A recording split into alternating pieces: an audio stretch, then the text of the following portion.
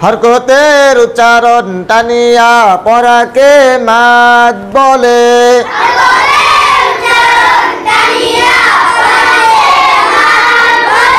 মাদের হরফ তিনটি,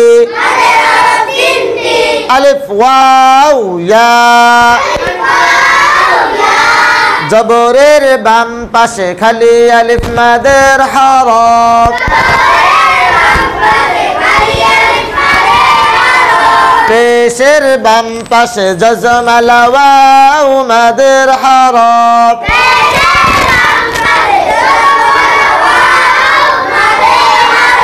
জেরের বাম পাশে জজম আলা ইয়া মাদের হরফ।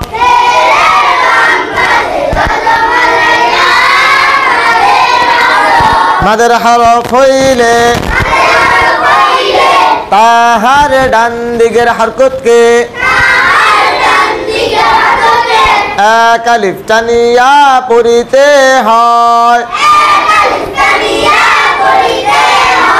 যেমন বাবু বি